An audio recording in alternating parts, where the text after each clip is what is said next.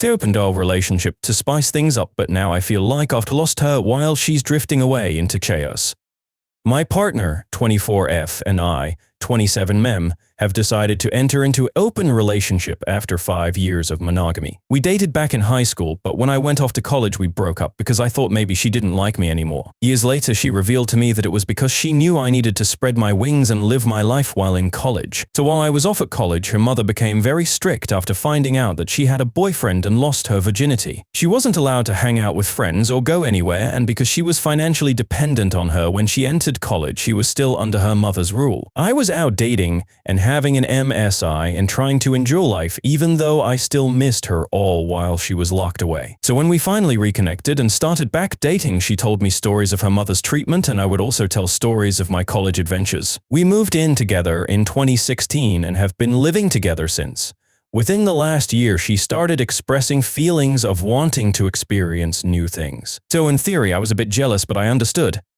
The first time we considered opening our relationship, the guy she showed interest in turned out to be pretty trash, so she decided against it. Within the last few weeks, she's made a friend at work and she told me that she would like to experience him. They have been talking pretty consistently and they haven't moved forward with sex. Meanwhile, I've been on dating apps and chatting with people trying to also make connections. I'm realizing more and more that I don't care about anyone else and all I want to do is spend time with her and be with her. It's heartbreaking for me when I'm at work and we don't see each other much during the week, and then on the weekend when I'm off she's hanging out with him. It seems like I've taken a backseat to this whole experience and I can't help but feel like extremely lonely and isolated. I'm not sure what to do, and it feels like every time I talk to her about feeling odd about this, she tries to cancel the whole thing and close our relationship back up. She has stated that she knows that this is an itch that she has to scratch, and if she doesn't, she'll wonder about this forever.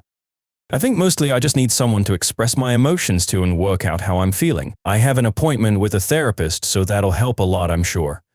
Me, 27M, and my GF, 25F, opened our relationship and have started to lose our spark July 7th, 2022. We opened our relationship at the beginning of the year after 5 years of monogamy because she expressed that she wanted to gain more sexual experiences after growing up in an overly strict household. There were bumps in the road starting out because I'm very monogamous, and I was having difficulty finding partners while she was able to secure a lot of encounters and dates almost instantly. Things got a lot better after I went to therapy and learned to express my concerns and emotions in a healthy way. For intimacy, life with each other remained healthy through this, but it started to improve after I learned to communicate my feelings. I met someone who's a great friend and also a great sexual partner after realizing that, unlike my GF, I'm not able to have intimacy with strangers without a bond, and that I had no real desire to gain much more sexual experience because I grew up with significantly more freedom. So my girlfriend started to become jealous of the bond I'd started to create with this new partner and would do things to interfere with our meetups, like calling my phone constantly while I was with this person or throwing herself at me sexually right before I was about to leave. This behavior started to reveal a pattern to me. Before this year, my GF was very responsible. She was pretty good with money, even when we didn't have much. She held down a steady job with steady hours, and she enrolled in college the previous fall in order to obtain a bit of upward mobility. But leading up to us opening our relationship, she began to almost regress. It started with spending her entire check on tattoos and piercings, which I didn't mind too much because I love outward self-expression. But then she started antagonizing her supervisors and showing up hours late daily or leaving early with no warning. Then this semester in school, her grades declined and she stopped showing up to class little by little until she had no clue when midterms or spring break were and didn't have a clue that finals happened and the semester was over. A month or two after I started hanging with this new partner and getting to know her even more and growing closer, my GF took a leave of absence from her job for 2 months. She said it was for her mental health, but when I suggested therapy, she refused. She narrowed her encounters down to one consistent guy and stays with him for days at a time. This would be more of a red flag for me if I hadn't started a job this year that's 12-hour swing shifts. She told me she hates being at home by herself, and because I work so much it makes sense that she'd try to find somewhere to be while I'm gone. But then she started the food delivery services. She doesn't have a car or a license, so it would make more sense if I didn't already buy groceries and keep the house stocked with food. And because she wasn't making any money, she was spending my money. It's as if she has lost all sense of maturity. She gets frustrated when I bring up the money or the fact that when I'm at work and she's home all day, she does absolutely nothing except order food and lay in bed. She also shuts down when I attempt to have a healthy conversation about how I feel in our relationship, or she'll say that she doesn't notice anything different and that maybe I'm just making up things in my head. She eventually quit her job without having anything else lined up, and all of this caused me to grow distant from her physically and emotionally because it felt as if my needs in our relationship weren't being met, and she noticed immediately. She felt that I didn't find her attractive and was upset that I stopped initiating intimacy and that the quality of her intimacy deteriorated. I tried to fix it and express how I felt in the relationship and why it was hard for me to want intimacy from her, but she kept saying I was just always calling her a problem. So now we don't have intimacy or even cuddle. We talk a lot still, but mostly about her sexual partner, so I hardly see her now. I still try to initiate intimacy, but she's always tired or on her period or any other excuse, and when she tries to initiate sex, it's usually at the most awkward or inopportune times. All of the intimacy is gone, and we haven't had intimacy in almost 2 months. I want to bring this up to her, but her frustration with these types of talks has pushed her to threaten a fancy feeling like I'm never satisfied with her. She says constantly that I'm the man she wants to marry and that she can't see herself with anyone but me. So it's a bit confusing. My working theory right now is that what I need in my life is maturity, and the partner I found is exactly that. Responsible, but fun, and is all about balance and fairness. On the other hand, my GF is looking for thoughtless fun and availability, and her partner embodies that as well. He has none of his own things, rarely goes to his job, and is easily aroused no matter what. I don't want to leave my GF, and I know who she was, and that the person I fell in love with, but I'm not sure that I care for who she is now. So we've tossed around the idea of couples therapy once we get our finances back under control, but she doesn't honestly seem very interested in the idea. And I'm just not sure what to do at this point. Update number 1, the same day I posted this, she got a call from her mother, who was the main antagonist of her childhood. They've had a sort of surface-level relationship since she left home. Her mom stated her brother was going through a bit of psychosis due to self-isolation for the better part of his late teens, and that she had some realizations about how she parented her children and apologized to my GF.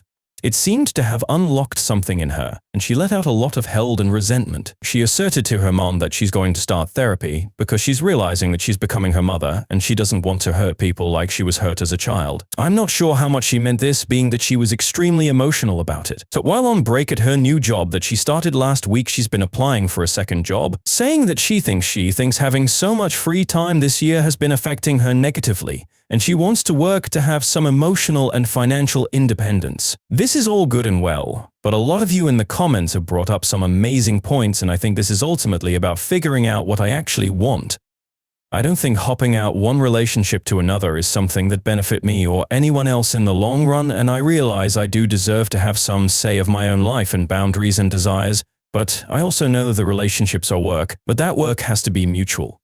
I'm going to do a lot of thinking, and I'll update this post if there are any developments. Update: me 27M and my GF 25F opened our relationship and have started to lose our spark November 16th, 2022. So it's been a few months, and I figured I'd update you all on the situation if you're still curious. So a week or so after the original post, I realized things weren't improving. I went to some friends about the situation, and it was unanimously time for a breakup. I knew it was my decision to make ultimately, and I read through all of the comments from the original post and decided that I deserved to figure out how I wanted to live life. So I broke up with her and told her all the reasons why. I told her all of the things I didn't like and would need to change if there was even any hope of ever considering getting back together. She cried, and we talked over the phone because she was never home when I was home, so we couldn't talk in person. She seemed to understand my reasoning and was saying she was going to work on herself. I was getting close to the end of the lease, and I had found a new place with my roommate, and she was under the impression she was going to move in with me. I considered letting her move me, but ultimately decided it was a bad idea, especially because she went on a rant about my friends and how she wanted to hurt them because she found out that they agreed that I should break up with her. And finally I told her she couldn't move with me. She went to live with the dude she had been seeing, and she kept in contact. She never put forth any effort to improve. She constantly gave me updates of how shitty the guy is and offered intimacy on occasions. The situation with him started to mirror how she treated me, and immediately she realized that how he treated her was abusive and toxic. I explained all the parallels between her situation and our situation, and she gave a half-hearted apology. So I got back into therapy, and I've been doing great ever since. My finances are more stable than they've been in years, and I'm now dating the girl I was seeing before. This has been the easiest relationship I've had in my life. Our styles of communication are similar, and how we show affection and care are the same. It was jarring at first because I've been so used to chaos and abuse even in relationships before my ex. Dating this girl feels like finally having someone on the same team as me. Someone dependable and consistent. Took a while to break habits of codependency and realize that I'm allowed my own space and freedoms with her. I had to get back into my hobbies, and I started going back to the gym because I had started thinking back over the last 6 years of my life and all of the shit I put up with and sacrificed for my ex, and I kept blowing up on her, and my therapist told me it wasn't healthy for me to channel my frustrations out like that. So I've been a lot more productive and creative these days. Next story, found out my wife's affair on the same day I planned to share my terminal diagnosis. Now I'm rethinking how I want to spend my days alone. Throwaway account for all of the obvious reasons.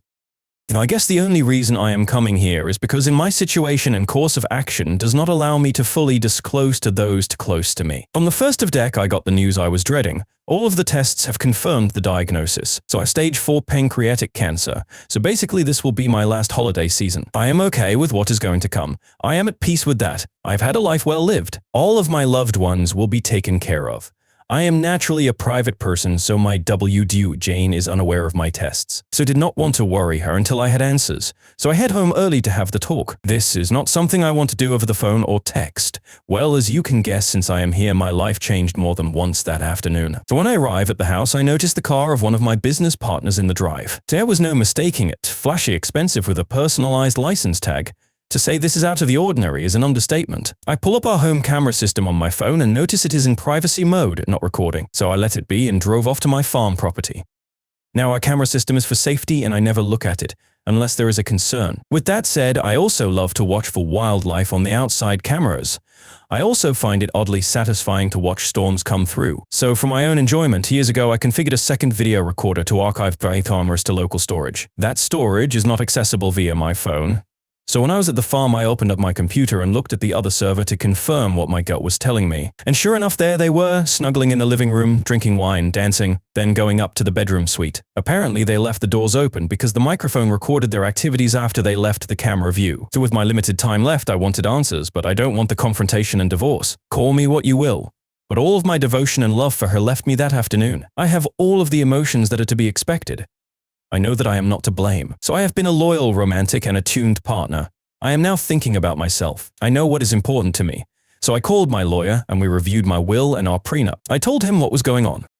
We worked on understanding of how long and to what extent this affair has been going on. What has been found is disturbing, and I either clearly did not know the woman I shared 2+ decades of life with, or something in her changed. So at this time I am not going to say anything to my kids, and I never had children, or will be. I am going to put on a stiff upper lip and get through the holidays. Give the kids and grandkids one last holiday memory with me involved. So I will be the doting father and grandfather, and then try to play the doting husband role. Some background for some of the obvious questions. AP is a widower and is not remarried. He is a business partner but not a friend. I do not invest with friends.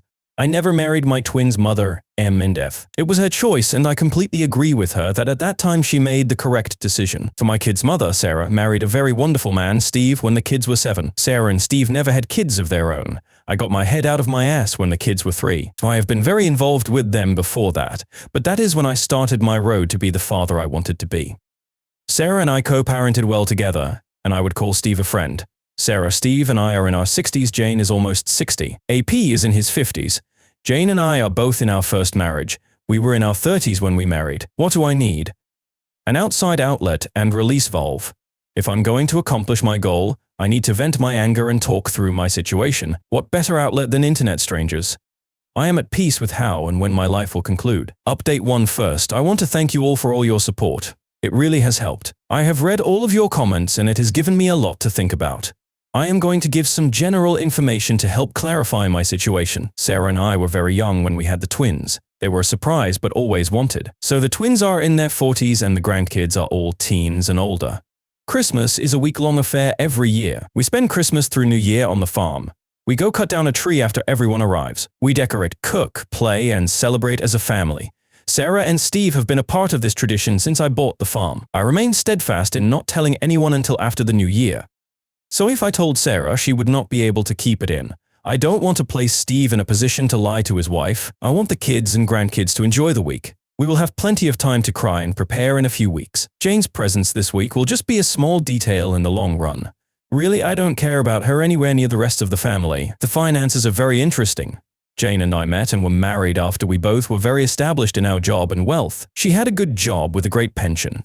She also had 2 inheritances that were in a trust. We agreed early on that we were both comfortable and we would not disclose to each other our entire worth by her insistence. We also have a prenup where any property and/or trust that predate the marriage and any income from those resources are not considered marital property, again on her insistence. Now I have provided both properties housing with utilities. I purchased the travel, food, and fuel.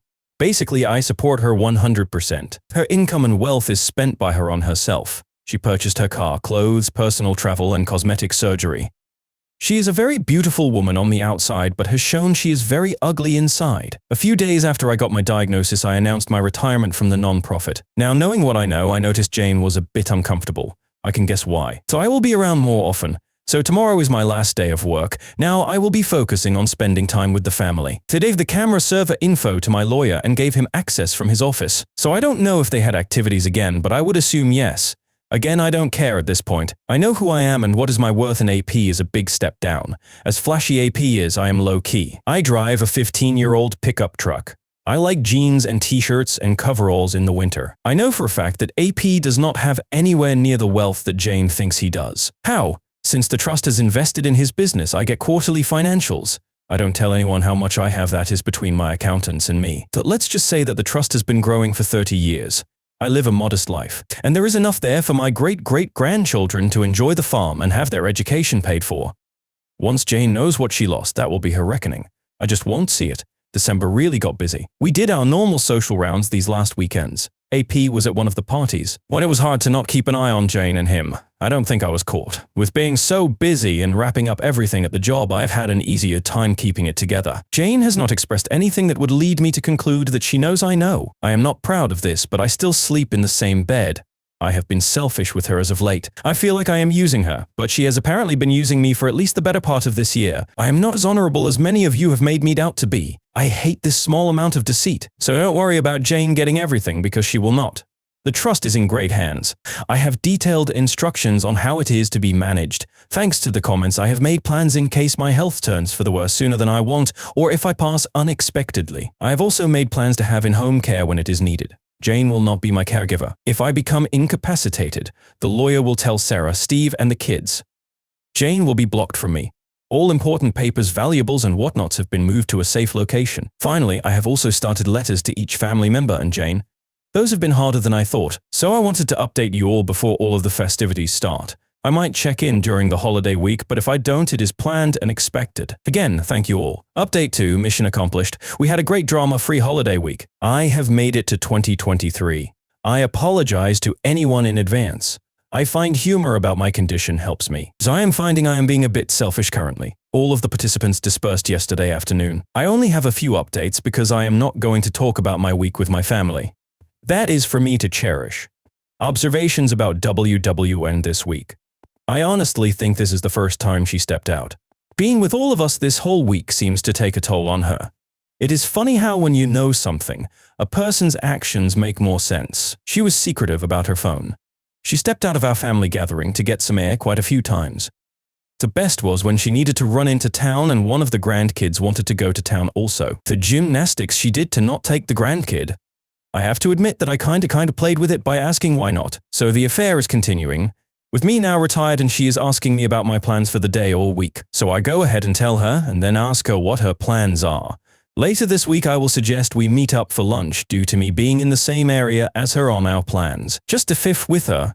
I guess it was true someone said on another post, unpredictability is the cheater's worst enemy. This morning I met with my lawyer. I had made decisions and asked him to draw up papers. So I replaced my temporary will with my new permanent will. That has been signed and should not have to change again. In preparation for all hell breaking loose, I had him draw up divorce papers based on the prenup and the evidence of the affair. She gets nothing but 25% of our shared assets.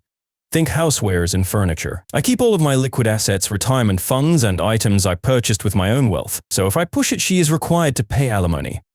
So I have signed them and have a packet created with all of our evidence of the affair. So I am holding this in case I want to use it. I sold my loan to the trust. I will allow the trustees to convert it to shares in AP's company. Speaking of the trust, I have decided how I want it managed. I will drop myself to a 1% trustee. So twins will get the majority of the trusteeship. The 4 grandkids will make up the rest. All of the grandkids' proxies will be Sarah and Steve. As each turns 24, the kids' trusteeship will move from Sarah and Steve to the grandkid. So if a fraction is left over, Sarah gets the extra share/vote/value. I have planned a meeting with the kids, Sarah and Steve, for next week. So I plan on telling them everything then. They have to sign documents and they will want to know why I am doing this. So when this is done, my personal value will be my liquid assets, personal property, and the money from the AP's loan. And the worst case scenario, Jane will get very little compared to the assets and value in the trust. In the next couple of weeks, I will disperse the few personal items I want to go to the kids and grandkids. To those who are already at a safe location where my lawyer has access.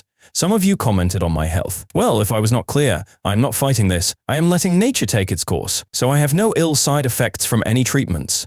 I did notice this week I was more easily tired out. The family noticed also. I played it off as the old man getting older. I still have the cough. The cough is what started it all. It was my tumors in the lung that led to all of the diagnoses. Though I just played that as a lingering COVID cough.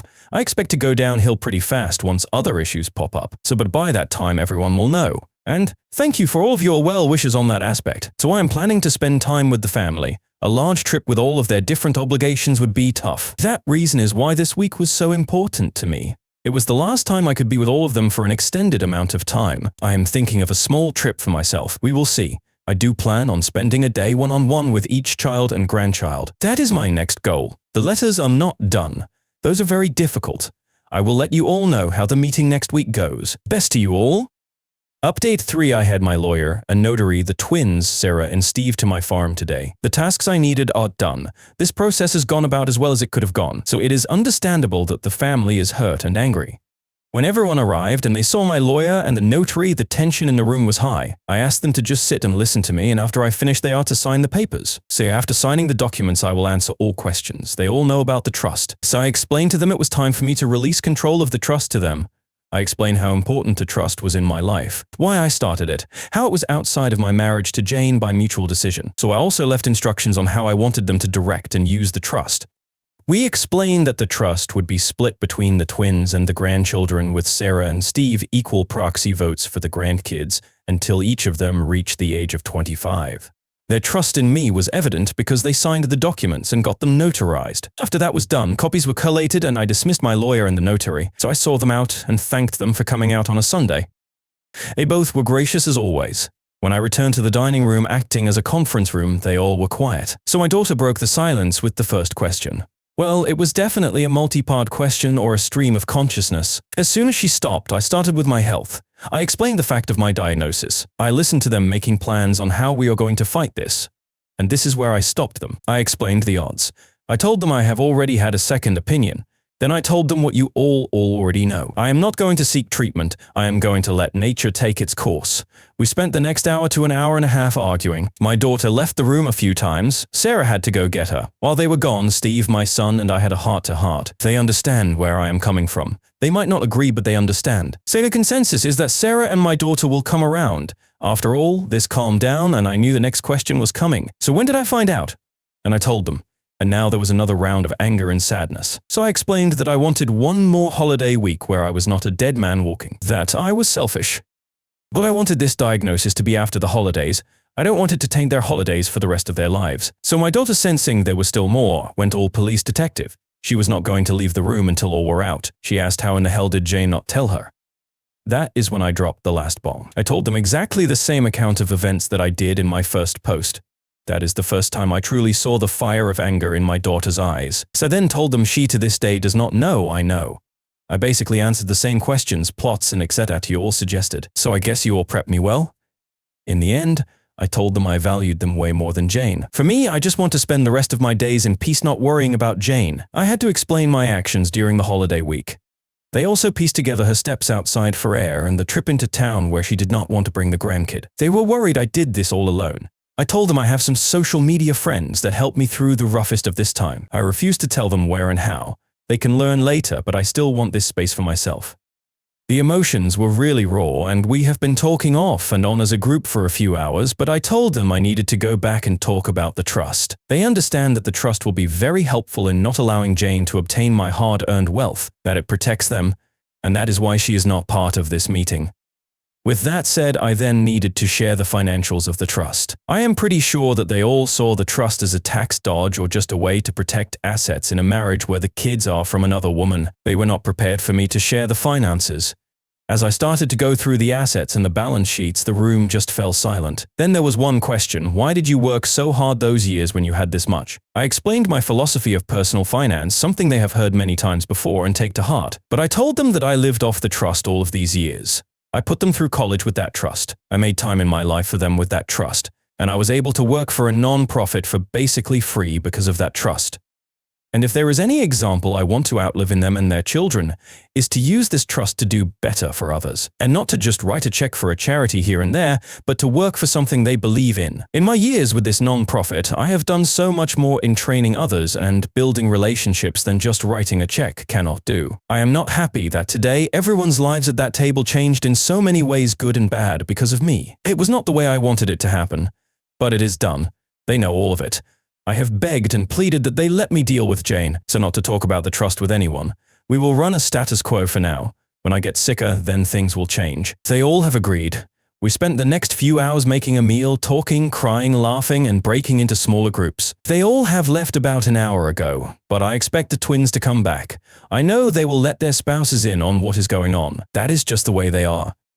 And I love my two in-laws' children very much. I knew that last night was my last quiet night, so I feel a weight lifted but replaced with another weight of worry.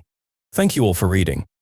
Your thoughts and prayers are so valuable to me. Again, tell your loved ones how you feel and give them a hug. Update 4, just a quick update. I was surprised by a visit from one of my WW's girlfriends. She is about the same age as Jane. Her name is Carol, and was with my WWW last week on the girls' night. So in fact, the girls' night was at Carol's house. If you read my comments, you would know that last week Jane came home very intoxicated. She used a rideshare. Carol is an old friend of my WW. I guess being married for over 2 decades, WW has the Coaster and Carol. Carol's parents were friends of my parents. Well, I guess my unpredictability has contributed to WWing unstable. From last week's girls' night, Jane reached a breaking point. She got so intoxicated she confided in Carol about her affair. Apparently she just kept talking even after Carol told her to stop. Carol got so angry at her. Says Carol kept condemning Jane. Jane just kept trying to defend her actions while continuing to lay out an endless stream of details. The next day Carol reached out to Jane. Jane apparently did not remember anything from the night before. Carol summarized Jane's confession. Well, Jane completely denied that she is having an affair, that she did not say those things, and that Carol is mistaken. Carol told Jane she is full of shesh and has a week to come clean or she will tell me herself. And since Jane continues to deny that she said anything, I got my visit with Carol. So over coffee, I got the abbreviated accounting of Jane's confession. Carol was expecting me to be devastated, so I surprised her when I told her I already knew. I asked her who else was around when Jane did this confession. Carol was the only one else in the house. I asked Carol who else she is told. That offended her. She told me that she would not spread something like that before telling me. I apologized. I explained to her that I had my own timeline for wanting to deal with Jane, and adding others would complicate my plans. And I had to ask. Carol was understanding. I asked her, as a favor to me, not to mention it to anyone and allowed Jane to think she believed her. Carol agreed with my first request but said the second part doesn't feel right. I asked her to try. I told her I would be okay. Carol said that anything else I need, all I have to do is ask. I know that I will have to make another apology when Carol finds out about my health, but I will deal with that another day. So I am going to confront Jane tomorrow. We have a regular date night and I plan on calmly telling her what I know, my condition, and how I'm going to spend the rest of my life without her. I hope the public setting will keep the drama to a minimum. Going as planned or a total disaster, I will update sometime this weekend. My plan is after the confrontation to give her what I know, asking her to not contact me or my family. We will see how it goes. Update 5, Mike Tyson said, everyone has a plan until they get punched in the mouth. Yes, every plan does not go exactly as you vision. Mine is not exempt from this reality. I will take a moment to set the table of my plan for you. Jane and I have a weekly date night, and we generally use the same restaurant. So much so we have a regular table. It is in the back, still public but away from the high energy near the bar. I decided that this would be the place I confront her. I planned to do it after the end of dessert. I got my lawyer and his wife's reservations at the same time. So I gave our server the payment for both of our party's meals before we began. She has been our server for years, so I had Carol on call to help Jane after I leave. My plan was to end the meal with a conversation about our relationship. I wanted to record it. Then I would confront her, tell her about how I know my diagnosis and the plan for what I want, and give her a letter asking her to not contact me or my family or come to the farm. I would have the letter witnessed. I would also leave her a briefcase full of evidence along with the divorce papers, then get up and walk away. I expected her not to make a scene to protect her social status. I did record the conversation. She gushed about how great our relationship has been over the years. She talked about how great we are as a team. I asked her if I treat her right, have ever abused her, etc. She said of course not. Then I asked her why did she cheat on me. She stated that she does not know what Carol told me, but that it is she is wrong. So I told her I had already known before Carol told me. At that point, everything I think Jane had prepared to counter this conversation left, and so did the color on her face. All she could do is ask what. So I then told her to let me get through this without interruption, and she shook her head in agreement. She went from a confident and prideful woman to a woman with a deer in the headlights look. All she could do is nod. I then explained how I came home after my meeting with my doctor. I was rushing home to have the most difficult conversation with the one person I wanted to talk to. I explained that when I drove up I saw his car. I then the cameras and saw they were in privacy mode, so I decided then to go to the farm. I told her that I still had footage, and she almost interrupted to ask how, but I just put up my hand to remind her to let me finish. I told her about my diagnosis and plans not to fight the disease. I saw the heartbreak in her eyes and I got angry. How can she feel sorrow for me? But I moved forward. I then signaled the waitress and she went over and got my lawyer. They both came to our table. My lawyer handed me a briefcase and a folder with a letter. I told her that I don't want her to contact me or my family or come to the farm after I left tonight. I signed the letter and asked the server to witness it. The server and lawyer then watched me give the letter to Jane.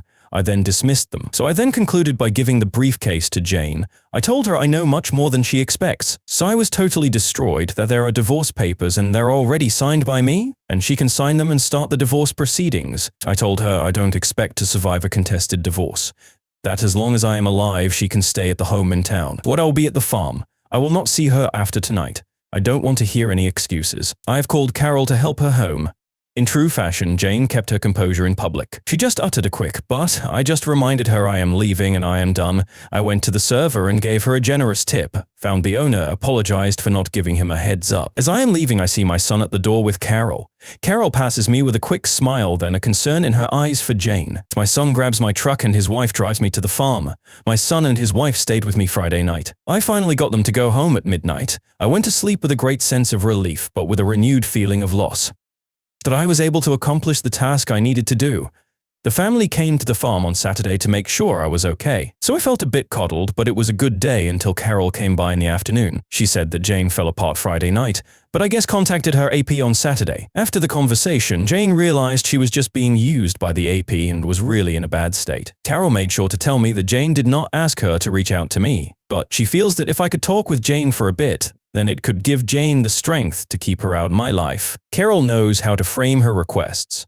I reluctantly agreed to a 2-hour discussion at the farm with Jane. I would have someone there for me and Jane could choose someone to be there for her. And we will have a civil conversation. I will not accept being blamed, minimization, or blame shifting. The purpose of the meeting will be for her to get answers for how to move forward. That meeting happened this morning. Jane picked Carol, I don't know why, maybe damage control, and I chose my daughter. I wanted it to be as comfortable for Jane just so we don't have to repeat this again. So I entered the meeting with a steadfast direction and goal of having Jane out of my life. The meeting was as expected. Jane cried, apologized, and tried to minimize the affair, but I was not having any of it. I laid out that she will have a place to live until my death. Then the house decision will be on the trustees. I explained that she will not see anything from my estate or from the trust, but she has her 6-figure pension and her trust, so she will be just fine. I have to rant about something. She said, "Why won't you fight for me or us?" I almost broke loose my temper at her, but I just responded with, "I just don't care about you or us anymore." That kind of destroyed her. Here I am going to express my anger. This is the mind of a selfish cheater. All they think about is themselves. That even after destroying someone, they expect to have enough value in that person's eyes to fight for. F that. I was not worth fighting for against her desires or greed. F her. Sorry for the rant. Jane gets the answers she asked for, but in hindsight did not want them. I don't want another meeting. I feel continuing the meetings just distracts me from what I want to do. Carol and Jane leave, but Carol comes back a couple of hours later. She and I have a quick talk. Apparently, AP had received notice from the trustees that they are going to convert the loan into shares of his company. And since the trust will be the majority owner, they are asking for full forensic audit. My daughter with the MBA is not wasting any time. Well, I guess when Jane went to him for comfort, she realized what I already expected. For she was using her to see if she could buy the loan from me. There were offhanded comments in the recordings that I suspected he was up to something. Well, with the paperwork filed, AP knowing I sold the loan to the trust, and Jane no longer in my life, her usefulness to him is gone and he let her know. Apparently, Jane also confided in Carol that her trust is exhausted. She will only have the income from her pension. She saw life with AP to be more glamorous than with me. She truly thinks his net worth is more than mine. He drives nice cars, eats in fancy restaurants, flies us first class, while my husband played on his farm, drove an old truck, and we flew in economy class. That she was planning on divorcing me when he expressed his undying love and desire to marry her. It disgusts me that she is this greedy and shallow. I won't see it, but I expect my family will tell her how much I was worth after my death. I am so glad that her true colors were shown now so I could deal with her and spare my family from her. Then Carol did something that was totally unexpected and threw me off guard. She told me that since I am no longer encumbered if I need companionship to give her a call. I challenged her and asked why with my diagnosis, why would you or any woman want to spend time with me? There is nothing long-term. She responded that just because Jane is an ignorant slut and did not know what she had, does not mean any divorcee or would not line up to spend what time I have left with me. That I am a hell of a man and any time with me would be cherished. And I have quite a few lady callers lining up and she might as well be first in line. I asked her, but most won't know Jane and I are separated. She said Jane does not want the social groups to know, but that she and Sarah will make sure her story is out. I was polite and told her I would let her know. She smiled and gave me a kiss on the cheek. I thought about it after she left, but I am pretty sure I do not want that complication in my life right now. I have left quite a bit out, but that is the highlights. I am doing okay. It has been a roller coaster. I need a few days of peace and quiet.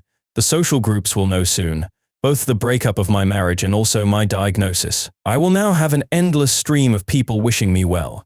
I knew I could not delay it forever, but I don't want to be treated differently. However, life is what it is.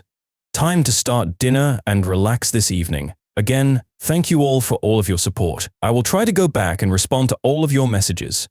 They mean so much to me. Update 6 first, I am doing okay. I am still above ground and above room temperature. Every day on my feet is a blessing. My coughing is a bit worse. I am experiencing some discomfort. I notice I am getting winded a bit easier. Overall, though, a great week.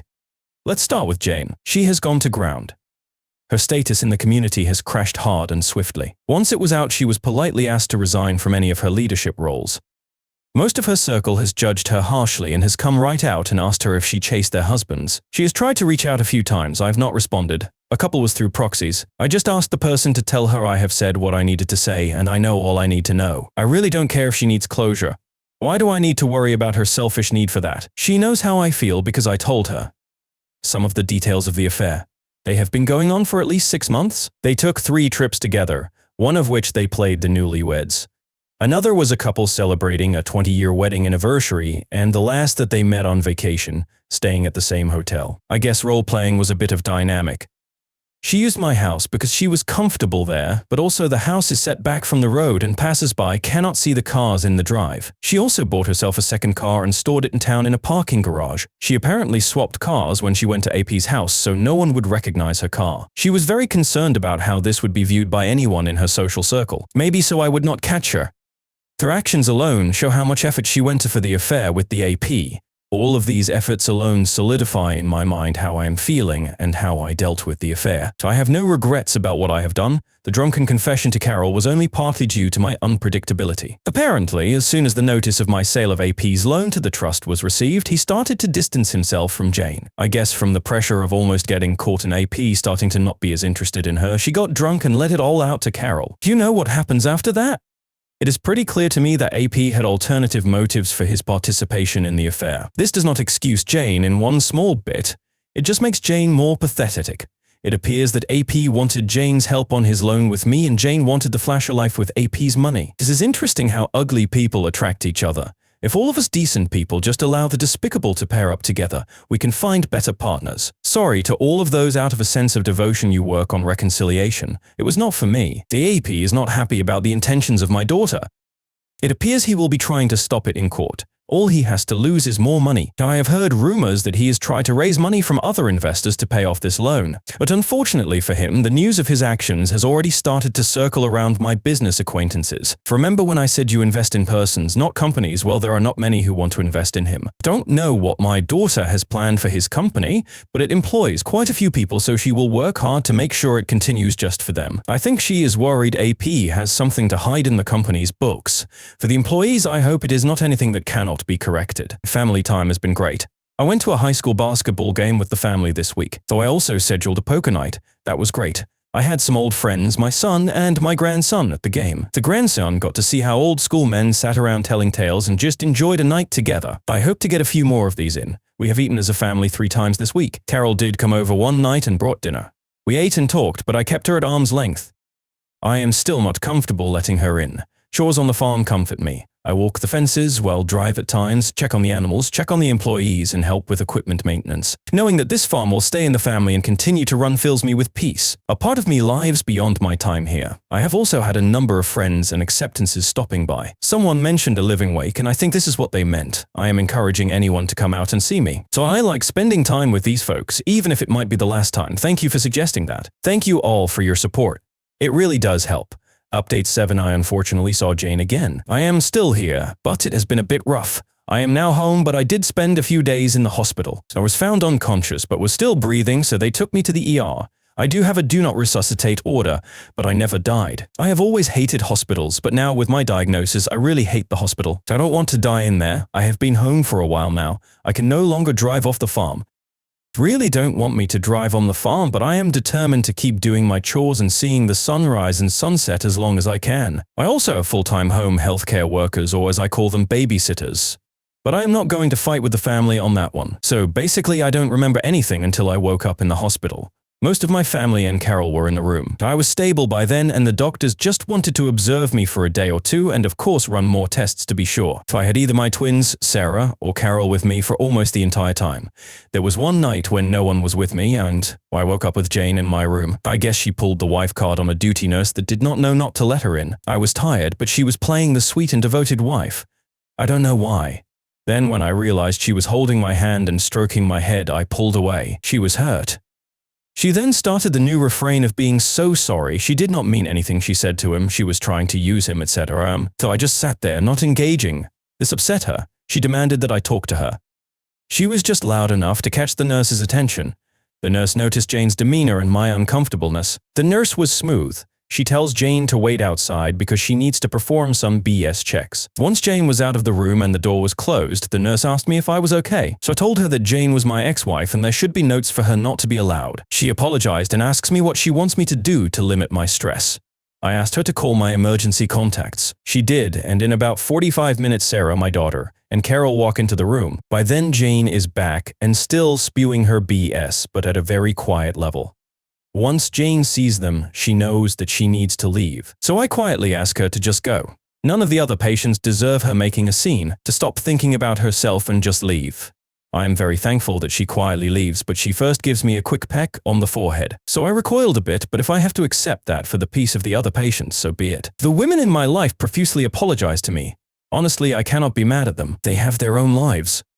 They all figured out a schedule to make sure that I was not left alone again, and I am sure my daughter thanked the nurse for calling them while at the same time letting the staff know her anger for letting Jane in when they had specific instructions to the contrary. This event just shows me that Jane is like a drowning person. She's just grabbing for anything. I am not special in her eyes. She just sees me as something that she can use to keep afloat. To every contact with Jane, I just see how much darker and black her soul is. The AP is still as much of a jackass as he was before. His accounting department has seen where the wind is blowing, and in meetings with my daughter, pretty much gave her an entire picture. There is no criminal conduct by AP in his business.